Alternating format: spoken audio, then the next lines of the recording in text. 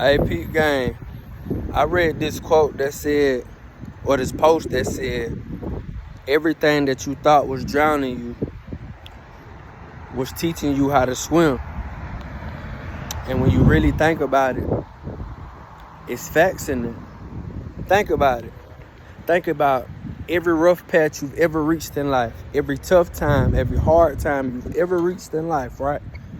Where you thought for a fact, there's no way I can make it out of this mentally, physically, financially, emotionally, spiritually, but somehow, some way you made it out.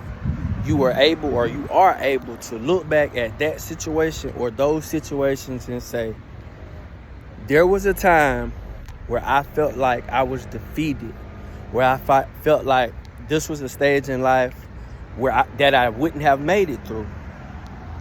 Everybody who's somebody has had a time or 10 in life just like that, where there were situations where they felt like they wouldn't make it out of, or they didn't know how they would make it out of, but somehow, some way, they made a way or found a way, right?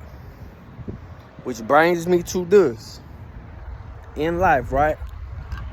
If you keep going, if you embrace the lesson or lessons that life is trying to teach you in that particular moment, not only does that particular struggle or that particular issue teach you character, but it shows you how you can maneuver through adversity. How it shows you how life will throw you plenty of curveballs, right? Plenty of them. But it'll show you in real time how you can look back and say, damn, I really did that. Can't take that back. I made it through somehow, some way. And sometimes it's like a miracle, right? You don't know how you made it through, but you did. And when you did, it should have taught you a lesson or several lessons in life, right? Which brings me to this.